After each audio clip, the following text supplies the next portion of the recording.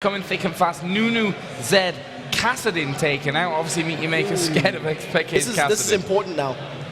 Shen or Twisted Fate? What do they ban? Well, that's a good question. It will be Twisted Fate.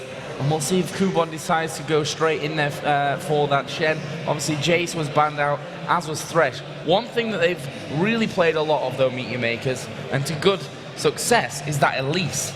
So I also want to point out Nautilus as another potential first pick, or maybe even a Zyra. And the reason I say that, if they want to go for a support pick, they don't reveal their composition, and they allow themselves or give themselves a chance to counter pick. But it does mean they'll be giving away the likes of a Nautilus, a Shen, a Jarvan, maybe even that Elise as well, because we know how well sOAZ plays on Elise. And that's the danger. If you don't take Shen, Fnatic, a team who have been so successful in the spring split with that split push composition, would have a Shen, which is like the man to have in that kind of setup. As it is, though, MYM lock it straight in there. And the thing about Shen as well, not only is MYM locking that in, we know that Cyanide plays in the jungle, as we know Mokatte plays in the jungle as well. So that Shen, it could go top lane, it could go jungle. If it was Fnatic, I'd be more inclined to say it's like definitely jungle, because sOAZ is not really known for that passive type of top lane. He does tend to play slightly more aggressive champs, and it doesn't really fit his playstyle all that well.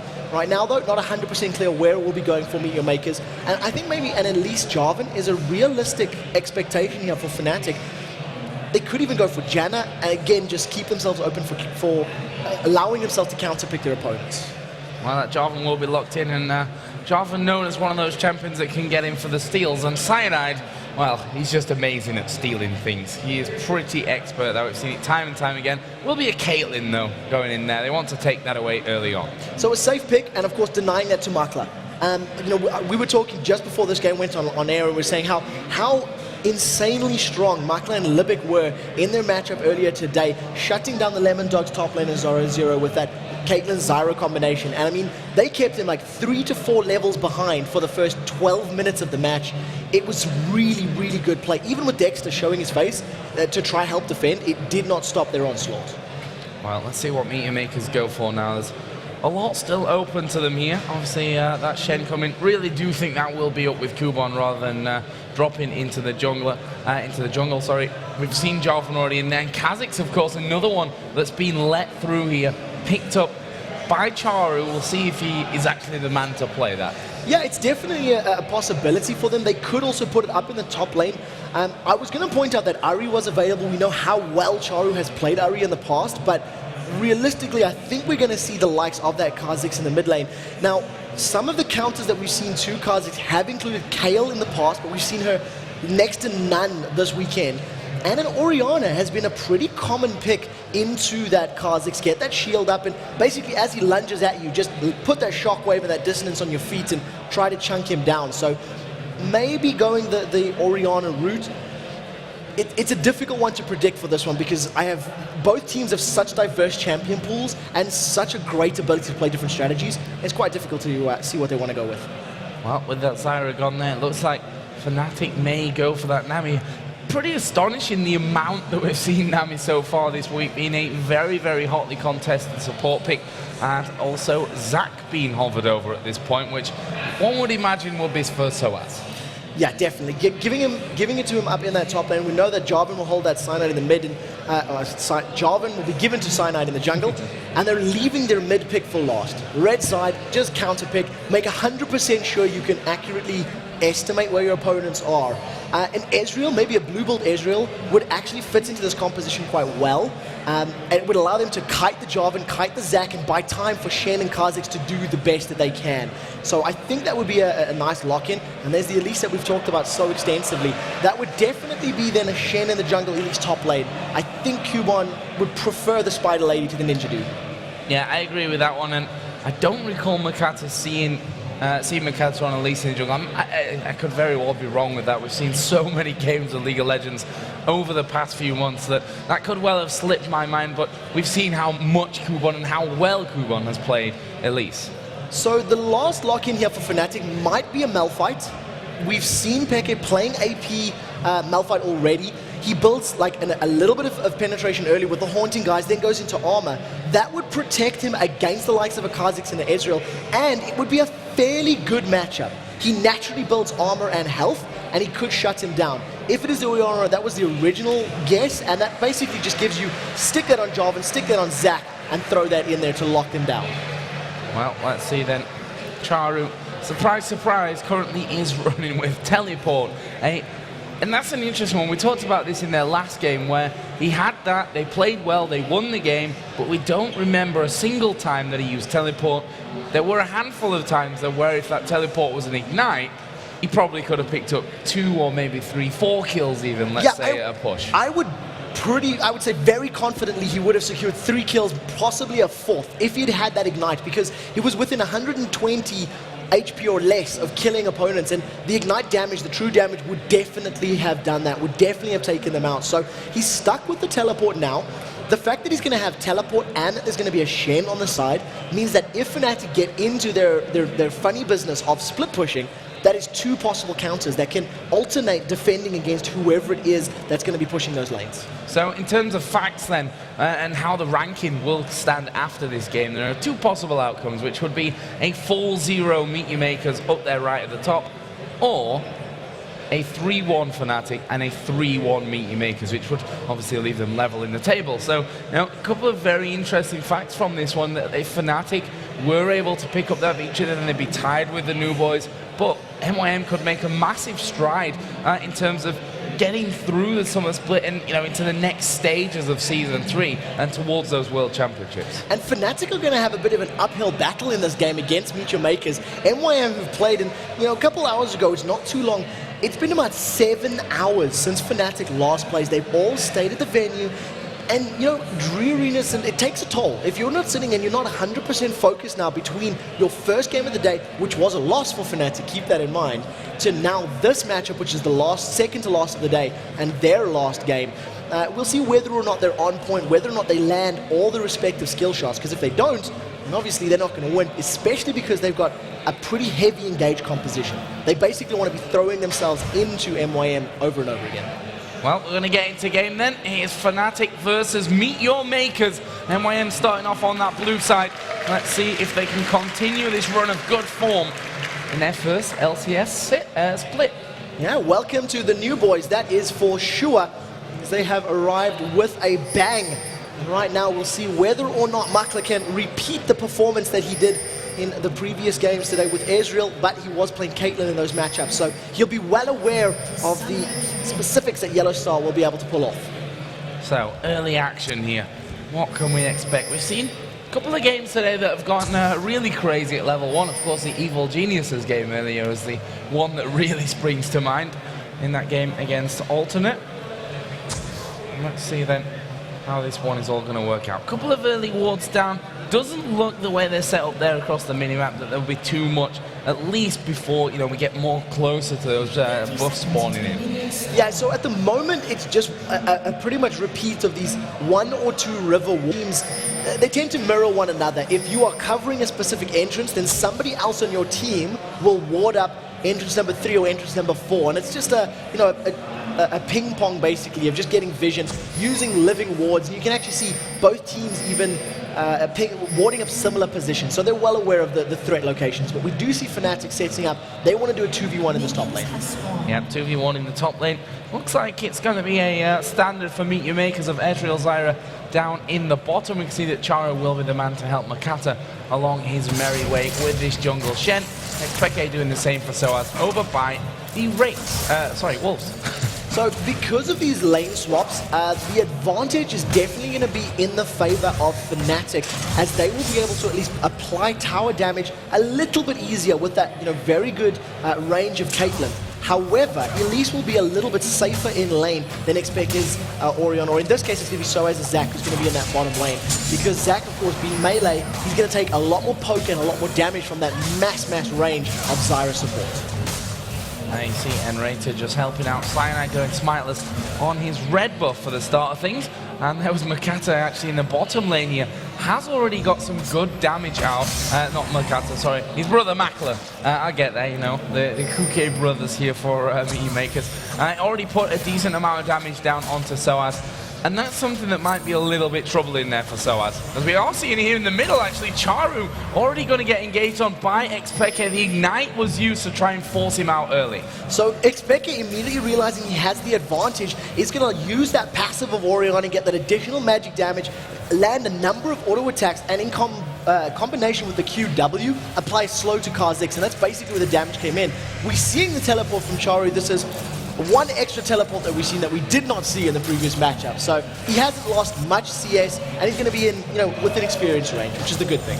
Yep, straight back into the action there. Doesn't want to be losing out on anything, if at all possible. One thing that Zach right now is having troubles with sOAZ, of course, in that 2v1 lane in the bottom. He's currently only got one minion. Yeah, so he took damage at level 1. He couldn't get in range to actually last hit, but he has been in experience range to at least get a little bit of XP working towards that level 2. Jarvan is hanging around in the bottom here, and look at that Mystic Shot from Makler. Well aware of Cyanide's position. He knew that the jungler was going to be coming to help because his own jungler is moving to the top lane. So the rhythm of the map, showing or revealing where our opponents are going to be.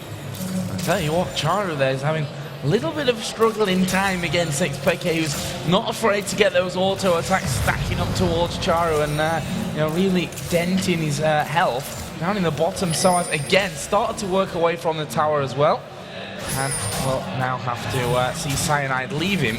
And that's the thing about sOAZ, obviously the way Zach works, every time he uses that ability, he loses the chunk, pick it up, get the health back, or at least a percentage of that health back.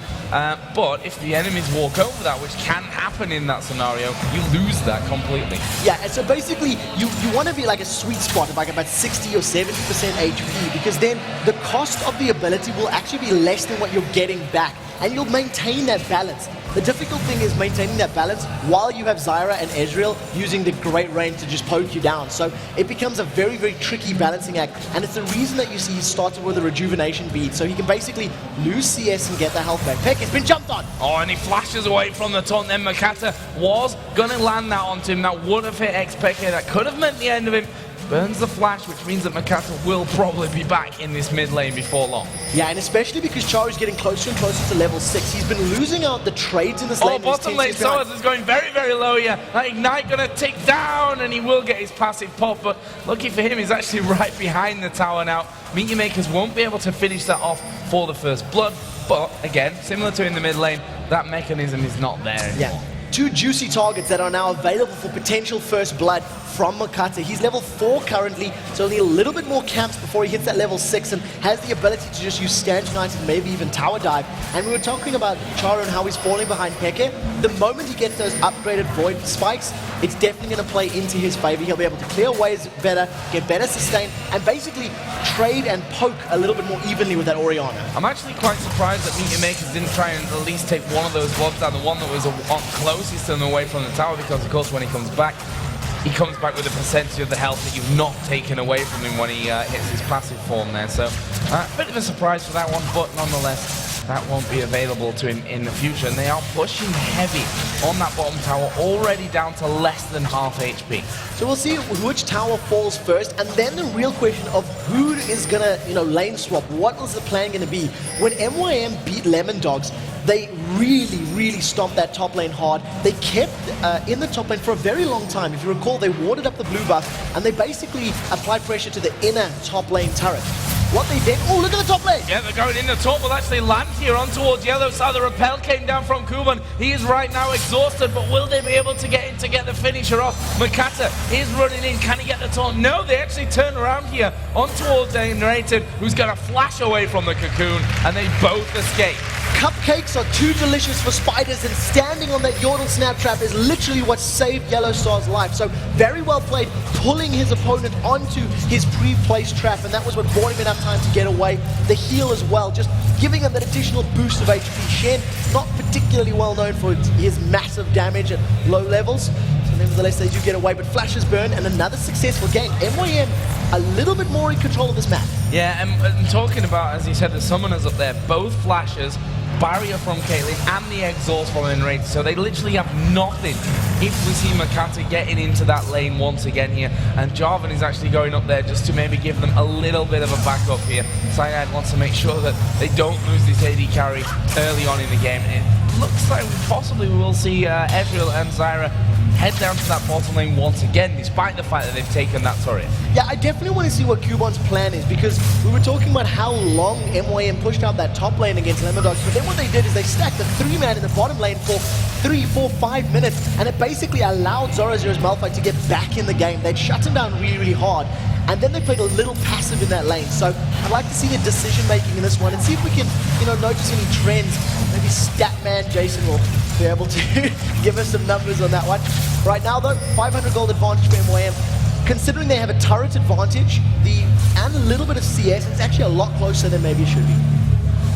Right now, Kubon alone in there. We see in the bottom lane, Makler going head-to-head, putting down as much damage as he possibly can here onto sOAZ, who right now has that Ruby Crystal, plus the 2 rejuve beads, got wards in there, which are probably going to be critical now that tower is actually down for him, but it doesn't end up getting caught with his pants down in that bottom lane, which me makes them quite surprised, if I'm honest, that they've not moved away from this bottom lane. But if the farm's there to be had, why not?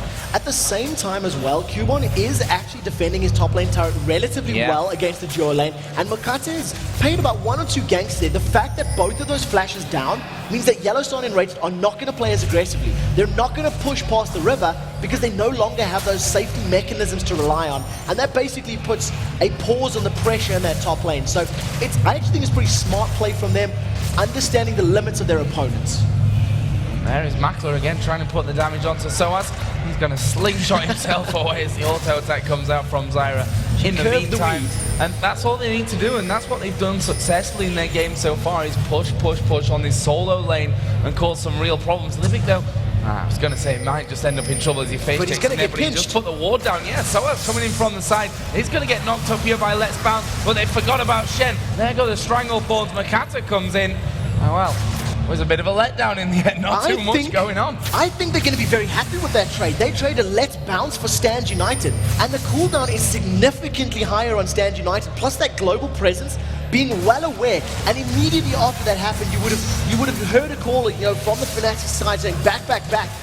They've made a note of that time on Stand United, and they're going to be aware of it. A second teleport's come out, that's to save this top lane turret. That actually gets interrupted or cancelled, so half the cooldown is refreshed for Czaru. Yep, gets half of it back, and look at this. MYM sending a 4-man squad towards that middle tower. It looks like they want their second one of the game from this. We'll be seeing xPeke trying to get rid of those minions. Jarvan coming in from the side as well. And it's all about wave clearance there from that. sOAZ even will be coming over to try and defend that one. Really impressed again with Kubon that this turret is actually still alive. Take a look at the positioning from MYM. They are starting to move up. YellOwStaR has moved back a little bit late. Middle lane going in there, and it's going to be a first blood for sOAZ. Makler actually having to use everything here. That flash burn. YellOwStaR now being chased by MYM. Can they get into him? The spider coming down, and he wasn't quite enough there. The void spikes.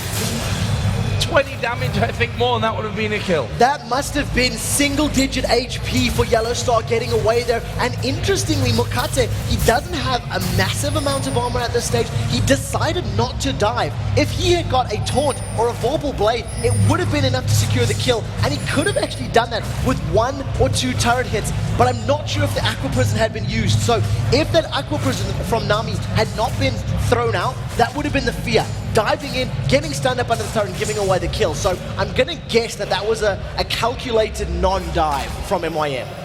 Fnatic did do a huge amount of damage onto this middle outer turret as well. That currently is sitting on only 500 HP, so that will be a prime target for Fnatic once they start to get themselves back involved in the map. You saw nRated just come down to make sure it wasn't pushed all the way back. Let's have a look down some of the items here while everyone goes back and picks things up. Ezreal, as we kind of expected, going that Spirit of the Elder Lizard first of all, and will be working himself all the way up to that blue Ezreal build. On the other side, both Orianna and Kha'Zix now have that tier started to stack, and Kha'Zix actually pretty close to getting that Brutalizer done. Yeah, so in terms of the blue Ezreal build, I just want to touch on the fact that Makler is building the traditional blue Ezreal, going Elder Lizard into tier, and then we're most likely going to see the likes of an Iceborne Gauntlet, and then finishing the Mana Muna when it immediately upgrades to that Mirror Mana. So we'll see whether or not he does stick to that traditional build, purely because we haven't seen that from Krystian, if I recall correctly, from Alternate, who just builds a slightly different route. He goes into that Blade of the Ruined King as a second item. In terms of those mid laners, once the Brutalizer is finished for Czaru, then I think he'll be able to really apply even more pressure, because he's going to have really good burst potential on Nami, Orianna, and even Zac at this stage, as he's only built a little bit of HP and not additional armor right now. Well, look at this. MYM is already trying to starve the jungle of Fnatic, taking away those wraiths. And actually just backing off there in the end, getting a couple of wards down as well. I think Peke actually got the big wraith there. I see those little green trails flying over the wall, so he may have stolen that with the W. But at the moment, what was good about that is they got that deep ward, and that's actually even more valuable, just knowing when and where they are positioning in that lane. We do see Fnatic are grouped up. Dragon was taken a couple minutes ago, so that should be respawning in the next 2 or so minutes by MYM, and that was completely uncontested. Fnatic had no vision, and they didn't contest that at all. Yep, and right now we can see that they are starting to hunt up towards that blue buff right now. sOAZ just around the corner. There is a ward on that side bush as well there, so they're going to be aware that MYM are actually in. You can see that Czaru and Mokatte directly backing away from that one. They need to be really careful here on the blue as well. So both teams have vision of one another, and this is just a psych out. The blue buff does get taken away there by MYM, so very well played. That was a smite steal from Mokatte. It's not on Czaru. sOAZ is going to get the start. He's been caught up and not taunted. Oh, but he is going to get hit by the cocoon. There's the shockwave coming in from the side, though. They're getting involved. Czaru going very, very low, but he's still alive. Stan United coming in onto him as well. Makler and Kubon picking up 2 kills, and that went brilliantly from MYM. sOAZ on top of a wall. It's not over yet. Cocoon and the finisher from Makler again to take down xPeke. All about vision that. Completely, and basically the fact that sOAZ was popped before his ultimate could do anything at all is what turned the tide of that fight. Even with the 3-man shockwave from Peke, it wasn't actually enough damage for them to win that outright, and the true shot barrage rattling across the entire team of Fnatic really hurt. So MYM now with a 4-man stack are going to pick up their 3rd turret of the game. Every single outer turret will be taken down, and Czaru may get a lot of damage into this inner bottom lane turret. So in their earlier performances that we've seen today, once they've got these outer turrets down, it's been mass wards coming out here, and they've covered the enemy jungle with them. They really like to make sure that they've got that vision down, that they can catch anyone that literally comes out of that outer, or the inner circle, I suppose I should call it, from the inner turrets. And if they do come out there, pick them off one by one. That's something that MYM have done very, very well in the past. We'll see if they can get that all working out here again. What they've also done, or what Czaru specifically has done with the vision, with the control of those deep wards, and River, he's actually teleported in behind enemy AD carries like YellOwStaR is right now. You can actually see an MYM ward, I believe, in that tri-bush, so he has the potential to jump right in there with Kha'Zix, get Taste of Fear down, and just start really chomping on those targets, because Kha'Zix has the ability to insta-gib 2 or 3 of the enemy Fnatic members. Yep, certainly does, and now has that last whisper added in there as well, which is certainly going to help that cause. Sheen added in for Ezreal as well, so nicely on his way towards that Iceborne Gauntlet. But we have a pink ward down on the Dragon once again, as sOAZ is just hanging around in there. And Fnatic don't want to let this next one go. There is the Dragon spawn. Fnatic spotted. Are they going to get the vision there? Peke actually having in the mid lane to flash away from danger. That could actually come back to haunt them if they end up getting in a fight here. Yeah, especially if this engage does happen. Now, Fnatic's not going to, xPeke is not going to be able to get to safety, but if they do get a good engage with a shockwave plus Zac Let's Bounce, that can work very, very well. They get the Zac W, Unstable Matter, percentage damage on a multitude of targets, and someone's in trouble.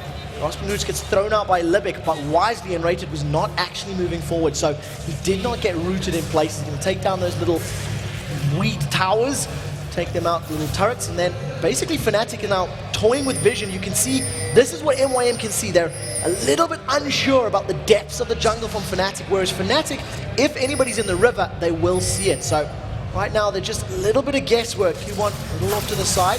He's going to take a shocker. He dodges it! Wow, that was an amazing last-second rappel there coming out from Kubon.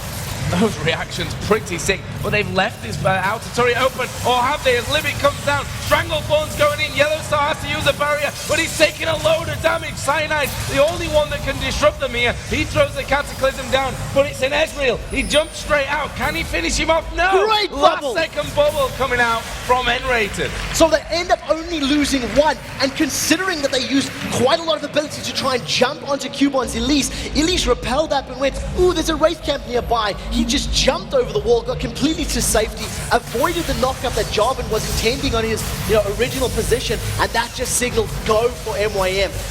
Fnatic actually did well to only lose one member in that engagement, but the fact that they're 3 towers down and 2 dragons has equated to a 4,000 gold lead. And Czaru, 157 CS, he's got that tier stacking up very, very nicely. He's in a pretty powerful position right now. Yeah, he is very, very powerful. He's only going to come more of a menace as this game goes along right now. He's ahead in the CS, as is the AD carry. Zac, though, of course, played by sOAZ here, farming up better than Kubon. But Kubon 2-0-2, got that giant spell already down with the Haunting guy. So his next minute's going to be crucial. 2 out of 2 dragons, of course, 4 meteor makers, and 3-0 in turrets, which almost surprised me because Fnatic, they tried to make that play there. Okay, they're around the dragon area, let's see if we can get this turret. And that's what actually caught them out, trying to get in there and finish off that few hundred XP that's HP that's left on that turret. It's 160 HP. Yeah, and a little bit of a questionable engage as well, trying to throw the shockwave down onto Elise. She's a pretty slippery champion to begin with, so she's going to be able to potentially flash away or, in the spider form, use that repel. So, interesting decision. One thing I do want to touch on, Kubon's tower is still up. So this entire time, putting that duo lane top, trying to shove it down with the Caitlyn, it did not pay off for him. Fnatic, they've got a little bit of vision inferiority in this position right now. They've traded a pink ward down in this bush. They put one shot down onto the MYM tower. Blue buff is going to get taken away by Mokatte for the second time. sOAZ charges up the slingshot but decides not to go in. The call was back. Not safe engagement, not worth the risk, and they decide to back away. Yeah, and that is important here. 2 blue buffs in a row denied from xPeke. It's not even the fact that Mokatte gets the blue buffs, it's that xPeke doesn't get those blue buffs to help out with Orianna there. So, Mokatte's caught! Oh, this is bad news for him though, and there's the ace in the hole actually from YellOwStaR in the end. Max range pretty much to finish things off. That's a nice kill for him. We'll actually put him at 1-0. I would dare say that was a ward bait. Basically, Mokatte was clearing out the vision with that pink ward and trying to maintain that vision superiority, and this is something that we've talked about MYM, their wards. If Fnatic are well aware that they ward a lot, they like pink wards, they like clearing wards, play into that.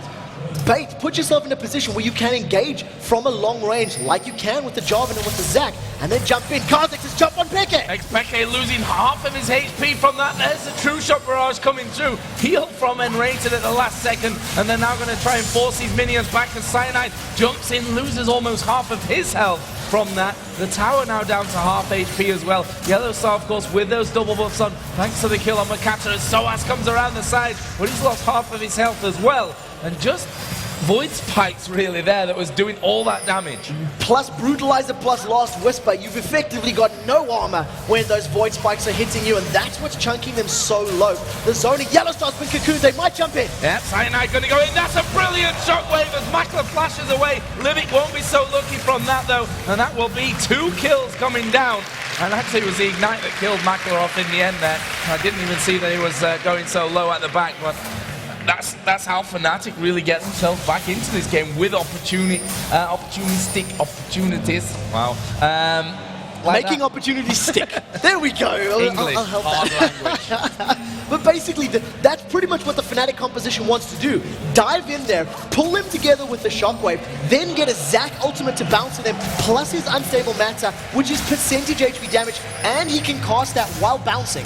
So as long as the cooldown's available, he can be dealing damage from his ultimate, plus damage from his W at the same time, and you're going to have the Orianna ball with Command Dissonance and Command Attack as often as is possible. So it's a very powerful wombo combo, and there's no Vladimir to avoid it and clean up after the fight. So the idea from him was to peel, leap away, repel up. Once everything stopped bouncing and moving, come back in and try close out.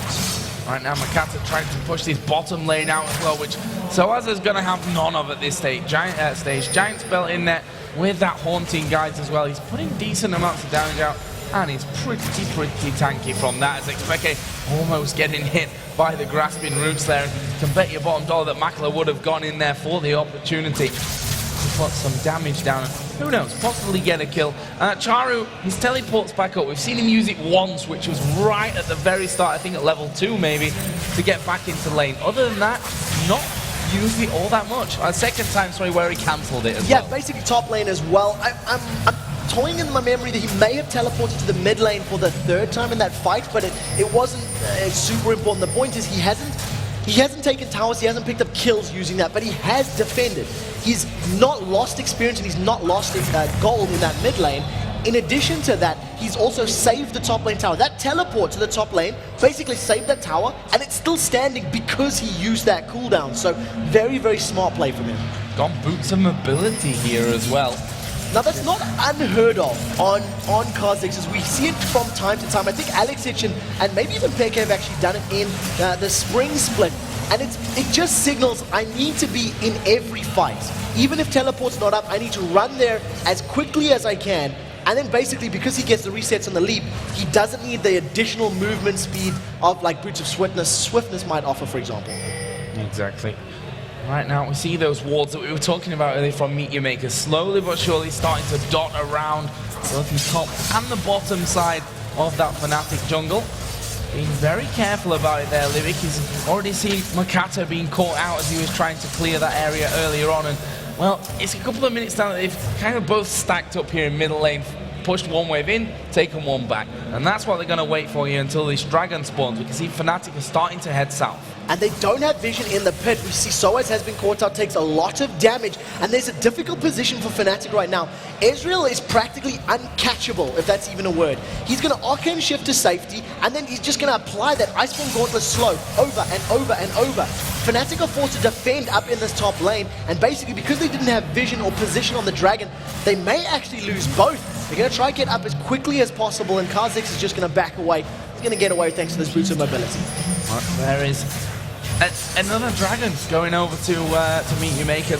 Fnatic have now finally got their first turret of the game. The minions pushing through about 20 minutes after we were really talking about that one. xPeke going to get caught. Stranglethorn's coming in. He is a dead man. It's Makler that picks that one up. Tidal Wave came in the back. YellOwStaR in middle. Forced to use barrier. And there comes a snipe from the True Shot Barrage. And that is a double kill from Makler. Now up at 4-1-1. And they'll finish off the inner turret. Meteor Makers looked at every single VOD of their games from the Dragon Boards and realized the biggest mistake they made in that series was not committing and not going in. They always play safe, they always play defensive, and that is the last thing that they are doing. The moment Peke showed himself in the jungle, they dove on him. They picked up the turret, they're on the inhibitor turret now. And that one's going to go down here. Nothing that Fnatic can do about that. We see the walls put down for vision later on. The inhibitor down at half HP, and I can't see what they can do to stop this one here. This will be the first inhibitor of the game. Going over to MYM as sOAZ going to bounce around. Shockwave! A massive one! It pulls 4 in. They picked up the 1 kill. Cyanide goes down. Makler is going to get sniped, but not finished off. And the damage is still good here from MYM, but in the end they lose 3 for the 2 of Fnatic. And the fight played out exactly like we were talking about. sOAZ jumped in there, knocked everybody up in the air. Kha'Zix immediately left away while Elise repelled up into the air, stuck around for a little while. One of the things that was awesome to see from sOAZ, after he leaped in, he flashed over his targets and then bounced, knocking them closer to the inhibitor. So even burning that flash just to reposition his enemies more opportunity for his team. They got a few kills on the board, but now that big pause button is on as that inhibitor, they'll wait for it to respawn. YellOwStar's trying to steal his blue buff and almost ate a volatile spiraling for his troubles. If you look at the gold as well, it's only 3,000 the difference after a big turret lead is coming. Both of the dragons have gone the way of MYM as well. So it's kind of strange that Fnatic have been able to hold on so well to this one with that lead from the CS. If you look down 40 from when you compare Zach and Elise, in the middle lane it's a good 20, the bottom lane approaching 20 as well. That's basically what it all adds up to. The fact that every single lane of Fnatic is out farming every single lane of MYM. That's what's keeping this gap from being bigger than it already is, and that's actually going to close now. Thanks to the inhibitor being down, Fnatic have a pretty good defensive team. It's very difficult for MYM to engage a Zach Jarvan, and an Orianna, which means Fnatic are going to now stall. They're going to say, thank you very much, you took the inhib, yes, that sucks for us, but now we get free farm because every single wave will be pushing against us, and it's basically up to Fnatic to control those waves, pick up the CS, and close this gold gap. Mokatte is actually waiting in that top rush by the red buff here. xPeke just going to check it out with the ball. We'll see exactly what's going on from that. And media makers have to be very careful here. This is prime target for Shockwave and Let's Bounce to really catch an entire team. Although on the other side, you've got the Stranglethorns of Libik, which work brilliantly in a closed space like the jungle there. And MYM's poke outranges Fnatic's poke. So the Void Spikes plus the Mystic Shot and those Iceborne Gauntlet actives are great. And look at that hop, skip, and jump over the wall. MYM have started Baron. Fnatic are aware of it. They may get here too late. Jarvan combo is available, but is it going to go down? That's the question. It's done! It's gone there, and Libik actually getting caught at the back. He may end up dying to this one, or maybe not. Yes, he will finally, but here comes Czaru over the side. Shockwave comes down, but Czaru got the kill. There's 2 resets. He jumps away. That was brilliant play from Czaru. 2-4. They lost their support, but secured Baron Nashor and got 2 kills. The AP mid as well as the jungler from Fnatic. That could not have gone better for them. They've got a massive creep wave in the bottom lane. They've got a wave building up in this top lane. They're going to be able to pick up their 7th tower of the game. Meteor Makers are putting themselves in a position where they could go 4-0 and be sitting at the top of the table for the summer split of the LCS. And this is not just any team that they could be doing, that we could be taking down here. This is Fnatic we're talking about, the winners of the spring split playoffs. They beat Gambit in that amazing best-of-5 series earlier on. And with this, if they can pull this one off, Meteor Makers could quite possibly become the scariest team up to now that we've seen. Well, we'll definitely have to see how Meteor Makers and Alternate pans out, because that is definitely going to be an awesome, awesome game. Because at the moment, those are the 2 teams that are looking to be the most dominant out of everybody that we have seen. They're the only ones that have not faltered. And basically, the thing that I think they're doing that nobody else is, they're just going in. The moment there's an opportunity, even if it's only 1 target, they dive in there. They're not waiting for a group, for a 5v5. They're not waiting for, hey, let's skill match up my team versus your team. They're going, let's get vision. I want to jump on you when you're alone. I want to tower dive when you're outnumbered. And I want to win that way. Incredible stuff here. Honestly, we've said it, I feel like I'm repeating myself, but it's because I am, that we never expected these newer teams to be so very strong coming into the first week of the summer split, to develop, yes, and to become better as we progress our way through the amazing season that we've got here in the summer split. But right off the bat, did not expect this one.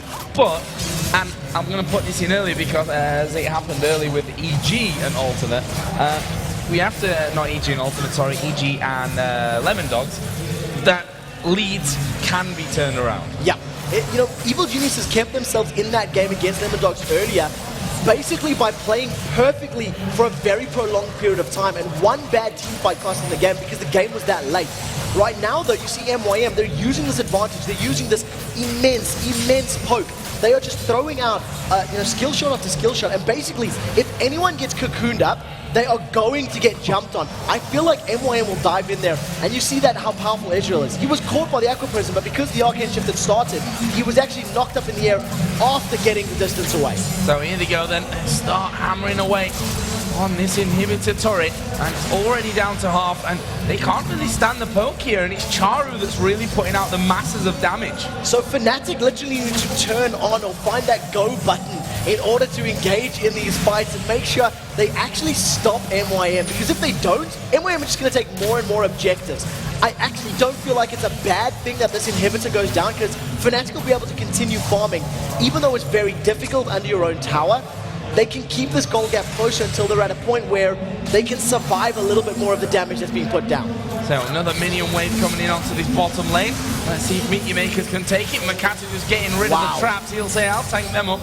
And if they put damage down, it's probably just going to be wasted abilities and mana at this stage while they're trying to defend. You can see on the minimap, Fnatic have gone back to base to heal themselves up as much as they possibly can. But it leaves this turret still with half HP, and look at that at the top, the minions are actually pushing that one in. Fnatic are going to have to deal with that one here shortly. And that's going to cost him this bottom lane inhibitor turret. Makler is standing up, he's actually tanking the turret. He's taken about 4 or 5 of those hits, but look at the regen. He is just healing up so incredibly quickly thanks to having that Bilgewater Cutlass and landing those Mystic shots. The Cocoon has caught out Cyanide. That might signal the tower. Here's the tidal wave. Here we go. They're going to go in for this one. sOAZ bouncing around them there. Actually, the Stranglethorn's doing a good job of stopping Fnatic pushing out afterwards. There is a passive pop. They should be able to pull these down. Shockwave comes out. Mokatte going to die from that one, but they're going to keep going. Czaru bouncing around. Can he get the finisher? Double kill for him. Nami now trying to escape. Almost being saved there by Jarvan. Cyanide will actually lock himself up for death, and Czaru is still alive.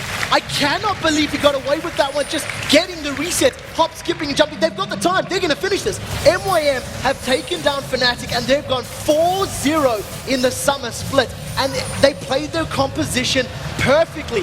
Let's Bounce came in. They split. They completely